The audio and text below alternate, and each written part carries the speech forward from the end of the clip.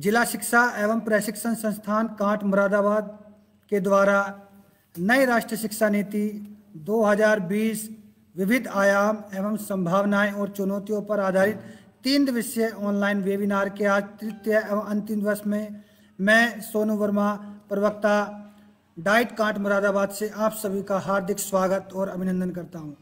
किन्हीं तकनीकी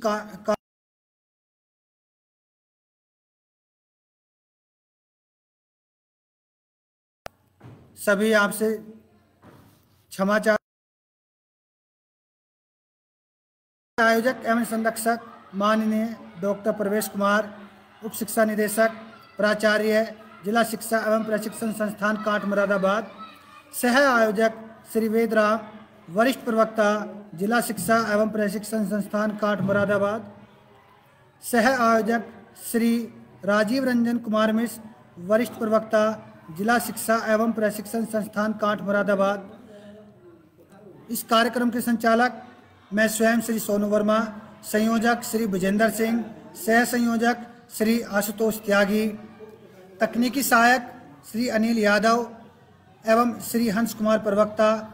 इस संपूर्ण वेबिनार के पर्यवेक्षक एवं मार्गदर्शक समस्त डाइट परिवार जिला शिक्षा एवं प्रशिक्षण संस्थान कांट मुरादाबाद की ओर से हम सभी इस वेबिनार से जुड़े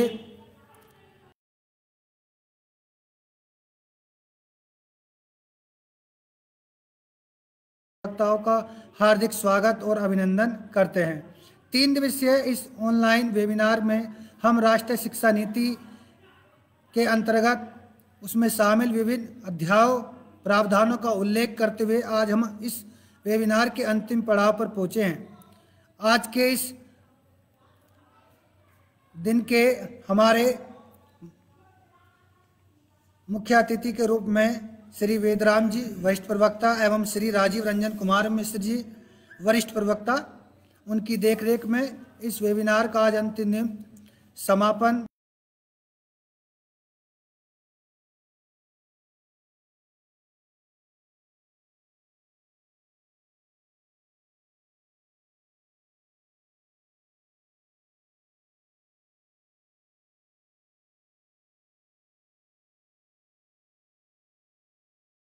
करता हूं कि वो 2 मिनट के लिए आए और इस वेबिनार, आज के इस वेबिनार को शुरू करने के लिए अपने शुभ वचनों से शुरुआत करें। श्री अभिषेक भारद्वाज जी, प्रवक्ता समाज कार्य से।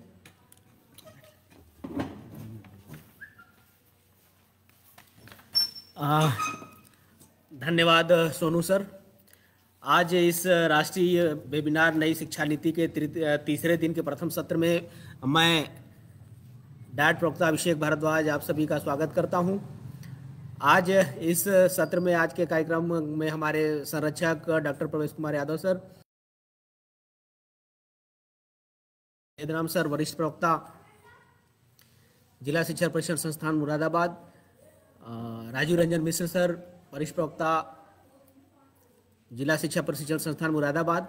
जैसा कि विगत हम लोग देख रहे हैं कि हम लोग 2 दिन से लगातार नई शिक्षा नीति पर राष्ट्रीय वेबिनार का आयोजन किया जा रहा है और जिसमें जो भी राष्ट्रीय शिक्षा नीति से संबंधित जितने चैप्टर्स बनाए गए हैं उसको हम लोग उस पर अच्छे वक्ताओं द्वारा हमारे डाइट के उस पर अपने विचार व्यक्त किए जा रहे हैं और उसके आउटकम क्या आएंगे आने वाले दिनों में उस पर चर्चा कर रहे हैं।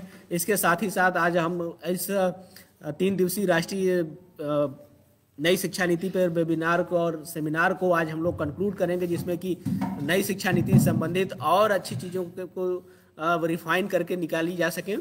इन्हीं शब्दों के साथ, जैसा कि मुझे श्री सोनू सर जी ने मुझे 2 मिनट का वक्त दिया है, आज इस 3 दिवसीय राष्ट्रीय वेबिनार में हम प्रथम सत्र का शुभारंभ करते हैं और मैं अपना mic over to Sonu ji करता हूँ। प्लीज सर कम।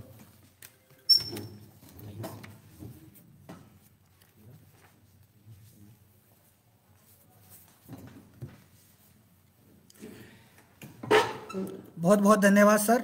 श्री अभिषेक भारद्वाज, प्रवक्ता समाज कार्य डाइट कांट मुरादाबाद की ओर से आज के इस तृतीय दिवस ऑनलाइन वेबिनार में स्वागत तथा शुभारंभ किया गया।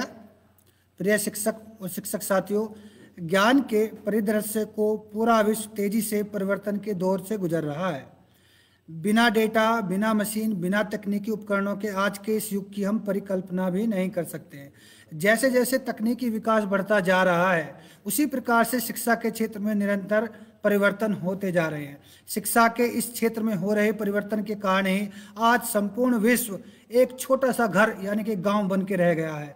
इसी को ध्यान में रखते हुए भारत सरकार द्वारा नई राष्ट्रीय शिक्षा नीति 2020 का क्रियान्वयन किया जा रहा है। उसी क्रम में आज हम इस नई शिक्षा नीति के महत्वपूर्ण अध्यायों का व्याख्यान प्रस्तुत करेंगे। मैं आज सर्वप्रथम अपने डाइट के प्रवक्ता श्री शीतल कुमार, प्रवक्ता कला को ससम्मान आमंत्रित करता हूं कि वो आए और भारतीय भाषाओं, कला और संस्कृति का संवर्धन किस प्रकार से नई राष्ट्रीय शिक्षा नीति में उनका उल्लेख किया गया है, हम सभी को अपने सुवचनों के माध्यम से बताएंगे। श्री शीतल कुमार जी, प्रवक्ता कला।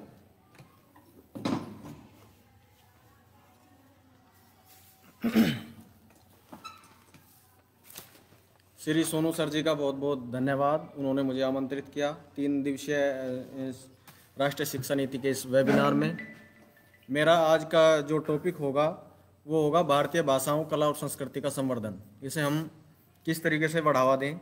जैसे कि हम सभी जानते हैं, भारतीय संस्कृति का भंडार, भारतीय कला एवं संवर्धन की आवश्यकता, संस्कृति को बढ़ाने में कलाओं का क्या योगदान है और भारतीय संस्कृति के संवर्धन में भाषाओं का क्या महत्व है। साथ ही भारतीय भाषाओं के संरक्षण की क्या आवश्यकता है और भारतीय भाषाओं को किस प्रकार समृद्ध किया जाए। इसमें किस प्रकार नई राष्ट्रीय शिक्षा नीति है उसका क्या योगदान हो सकता है, किस प्रकार भाषाओं को समुन्नत किया जाए, उस पर किस प्रकार कुशल भाषा के शिक्षकों की नियुक्ति हो और उस स्कूली शिक्षा में भाषा, कला और संस्कृति पर किस प्रकार बल दिया जा सकता है। भाषा, कला एवं संस्कृति शिक्षकों एवं संकायों की जो उत्कृष्ट टीम है उसका विकास किया जाए। साथ ही उच्चतर शिक्षा में भी मातृभाषा और स्थानीय भाषाओं में शिक्षा प्रदान की जाए। इसके साथ साथ कला, पुरातत्व, कलाकृति संरक्षण और ग्राफिक डिजाइन एवं वेब डिजाइन के उच्चतर कार्यक्रम भी विकसित किए जाएं। ऐसा प्रावधान भी नई राष्ट्रीय शिक्षा नीति में किया गया है। छात्रों को भारत की समृद्ध विविधता का प्रत्यक्ष ज्ञान कराया जाए। उच्चतर शिक्षा में कला, भाषा एवं मानविकी के क्षेत्रों में रोजगार का सृजन किया जाए। इसके साथ साथ अनेक बहुभाषी भाषा विषय विशेषज्ञों तथा अनेक व्याख्याताओं विशेषज्ञों की नियुक्ति भी विद्यालय एवं विश्वविद्यालय स्तर पर की जाए। इसका भी प्रावधान नई राष्ट्रीय शिक्षा नीति में किया गया है। संस्कृत भाषा को मुख्य धारा में लागू करने के लिए त्रिभाषा फार्मूले का भी उल्लेख राष्ट्रीय शिक्षा नीति में किया गया है। भाषा एवं साहित्य संस्थानों का विस्तार हो, साथ ही लुप्तप्राय शास्त्रीय एवं आदिवासी भाषाओं को भी संरक्षण प्रदान किया जाए। 8वीं अनुसूची में उल्लेखित सभी भाषाओं की अकादमियों की अलग अलग स्थापना हो। साथ ही सभी भारतीय भाषाओं का एक वेब प्लेटफार्म पोर्टल विकिपीडिया के माध्यम से उसका दस्तावेजीकरण किया जाए। इसका भी उल्लेख राष्ट्रीय नई शिक्षा नीति में किया गया है। उच्चतर शिक्षा में भारतीय भाषाओं, कला एवं संस्कृति के अध्ययन के लिए सभी आयु व वर्ग के छात्रों के लिए छात्रवृत्ति की भी स्थापना का उल्लेख इसमें किया गया है। अब मैं इस पर विस्तार से चर्चा करूंगा कि किस प्रकार भारतीय भाषाओं, कला और संस्कृति का संवर्धन किया जाए। जैसा कि आप सब जानते हैं, भारतीय संस्कृति का एक समृद्ध भंडार है जो हजारों वर्षों में विकसित हुआ है और यहाँ की कला, साहित्यिक कृतियों, प्रथाओं, परंपराओं, भाषाई अभिव्यक्तियों, कलाकृतियों, ऐतिहासिक एवं सांस्कृतिक धरोहरों के स्थलों इत्यादि में परिलक्षित होता हुआ दिखाई देता है। भारत में भ्रमण, भारतीय अतिथि सत्कार अनुभव लेना, भारत के खूबसूरत हस्तशिल्प एवं हाथ से बने कपड़ों को खरीदना, भारत के प्राचीन साहित्य को पढ़ना, योग एवं ध्यान का अभ्यास करना, भारतीय दर्शन शास्त्र से प्रेरित होकर भारतीय अनुपम त्योहारों में भाग लेना, भारत के वैविध्यपूर्ण संगीत एवं कला की सराहना करना और भारतीय फिल्मों को देखना आदि ऐसे कुछ आयाम हैं जिनके माध्यम से दुनिया भर के करोड़ों लोग प्रतिदिन इस सांस्कृतिक विरासत में सम्मिलित होते हैं, इसका आनंद उठाते हैं, लाभ प्राप्त करते हैं। यही सांस्कृतिक एवं प्राकृतिक संपदा है जो भारत के पर्यटन स्लोगन के अनुसार भारत को वास्तव में अतुल्य भारत बनाती है। भारत की इसी संस्कृति संपदा का संरक्षण, संवर्धन एवं प्रचार प्रसार देश की उच्चतर प्राथमिकता होनी चाहिए, क्योंकि यही देश की पहचान के साथ साथ इसकी अर्थव्यवस्था को भी मजबूत करने के लिए जरूरी है। इसका उल्लेख हमारी राष्ट्रीय शिक्षा नीति में किया गया है। भारतीय कला एवं संस्कृति का संवर्धन न सिर्फ राष्ट्र बल्कि व्यक्तियों के लिए भी महत्वपूर्ण है। बच्चों में अपनी पहचान और अपनेपन के भाव को विकसित करना, अन्य संस्कृतियों और पहचानों की सराहना करना, सांस्कृतिक जागरूकता, अभिव्यक्ति जैसी प्रमुख अक्षमताओं को बच्चों में विकसित करना जरूरी है। बच्चों में अपने सांस्कृतिक इतिहास, कला, भाषा एवं परंपरा की भावना और ज्ञान के विकास द्वारा ही सकारात्मक सांस्कृतिक पहचान और आत्मसम्मान बच्चों में निर्मित किया जा सकता है। अतः व्यक्तिगत एवं सामाजिक कल्याण के लिए सांस्कृतिक जागरूकता और अभिव्यक्ति का योगदान भी इसमें अति महत्वपूर्ण है। संस्कृति का प्रसार करने के लिए भाषाएं प्रमुख माध्यम हो सकती हैं। इसी को ध्यान में रखकर राष्ट्रीय नई शिक्षा नीति में कला संस्कृति की पहचान, जागरूकता को समृद्ध करने के लिए और समुदाय को उन्नत करने के अलावा व्यक्तियों में संज्ञानात्मक, सृजनात्मक एवं अक्षमताओं को बढ़ाने के लिए व्यक्तिगत प्रसन्नता को बढ़ाने के लिए की जाती है। व्यक्तियों की प्रसन्नता, कल्याण, संज्ञानात्मक विकास, सांस्कृतिक पहचान वे महत्वपूर्ण कारक हैं जिनके लिए सभी प्रकार की भारतीय कलाएं प्रारंभिक बाल्यावस्था, देखभाल व शिक्षा से आरंभ करते हुए शिक्षा के सभी स्तरों पर छात्रों को प्रदान की जानी चाहिए। भाषा निसंदेह कला एवं संस्कृति से अटूट रूप से जुड़ी हुई है। विभिन्न भाषाएं दुनिया को भिन्न तरीके से देखती हैं, इसलिए मूल रूप से किसी भी भाषा को बोलने वाला व्यक्ति अपने अनुभव को कैसे समझता है, उसे किस प्रकार ग्रहण करता है, यह उस भाषा की संरचना से तय होता है। विशेष रूप से किसी संस्कृति के लोगों का दूसरों के साथ बात करना, जैसे परिवार के सदस्यों, प्राधिकार प्राप्त व्यक्तियों, समकक्षों, अपरिचित आदि भाषा से प्रभावित होता है तथा बातचीत के तौर तरीकों को भी प्रभावित करता है। अनुभवों की समझ और एक ही भाषा के व्यक्तियों की बातचीत में अपनापन, यह भी संस्कृति का प्रतिबिंब और दस्तावेज है। अतः संस्कृति हमारी भाषाओं में समावित है। साहित्य, नाटक, संगीत, फिल्म आदि के माध्यम से हम कलाओं की सराहना करते हैं। भाषा, ये सब भाषा के बगैर संभव भी नहीं है। संस्कृति के संरक्षण, संवर्धन और प्रसार के लिए हमें उस संस्कृति की भाषाओं का संरक्षण और संवर्धन भी करना होगा। इसके लिए नई राष्ट्रीय शिक्षा नीति में विशेष प्रावधान किए गए हैं। जैसा कि भारतीय भाषाओं पर जो वर्तमान समय है उसमें समुचित ध्यान नहीं दिया जा रहा है। विगत 50 वर्षों में लगभग 220 भारतीय भाषाएं विलुप्त हो चुकी हैं। यूनेस्को ने 197 भाषाओं को चिन्हित किया है जो लुप्त प्राय घोषित हो गई हैं। विभिन्न भाषाएं भी विलुप्त होने के कगार पर हैं और विशेषतः वे भाषाएं जिनकी लिपि अभी तक उपलब्ध नहीं है, वे भी जो कि समुदाय, विभिन्न जनजातियों या समूहों के द्वारा बोली जाती हैं, वो भी अब समाप्ति की ओर हैं। जैसे कि उस भाषा को बोलने वाला कोई वरिष्ठ व्यक्ति मृत्यु प्राप्त हो जाता है तो उसके साथ ही उस भाषा का भी अंत हो जाता है। अक्सर ऐसी भाषाओं को समृद्ध और संरक्षित करने की आवश्यकता है, उन्हें रिकॉर्ड किए जाने की आवश्यकता है। इस पर भी नई राष्ट्रीय शिक्षा नीति में विशेष प्रावधान किया गया है। इसके अलावा हमारी जो 22 भाषाएं 8वीं अनुसूची में दर्ज हैं, उनमें भी कुछ भाषाएं ऐसी हैं जिनके संरक्षण की आवश्यकता है और वो भी विलुप्ति के कगार पर हैं। इन्हीं भाषाओं के शब्दकोशों और शब्द भंडारों को आधिकारिक रूप से लगातार अपडेट एवं अद्यतन करने की आवश्यकता है। साथ ही इनका व्यापक प्रचार प्रसार तथा सामूहिक मुद्दों, अवधारणाओं पर भाषाओं में चर्चा की आवश्यकता है। दुनिया भर के देशों जैसे अंग्रेजी, फ्रेंच, जर्मन, हेब्रू, कोरियाई, जापानी आदि भाषाओं में इस प्रकार की प्रिंट सामग्री और उन्हें संरक्षित करने की विशेष विधाएं प्रचलित हैं। हमारे यहाँ ऐसा कुछ नहीं है। इसके लिए यहाँ पर शब्दकोश और शब्द भंडार को अद्यतन किए जाने की आवश्यकता है। अपनी भाषाओं को जीवंत और प्रासंगिक बनाए रखने के लिए ऐसी अधिगम सामग्री, प्रिंट सामग्री और शब्दकोश बनाने के मामले में भारत की गति बहुत धीमी है, जिसे समुन्नत किया जाना आवश्यक है। इसका प्रावधान नई राष्ट्रीय शिक्षा नीति 2020 में उल्लेखित है। इसके साथ ही कई उपाय करने के पश्चात विदेश में भाषा सिखाने वाले कुशल शिक्षकों की अत्यधिक कमी है। भाषा शिक्षण में भी सुधार किया जाना चाहिए ताकि वह अधिक अनुभव आधारित बने तथा साथ ही उस भाषा में बातचीत, अंतःक्रिया करने की क्षमता केंद्रित हो। केवल भाषा के साहित्यिक भंडार और व्याकरण पर भाषा को अधिक व्यापक रूप से बातचीत और शिक्षण अधिगम के लिए प्रयोग में लाया जाना भी आवश्यक है।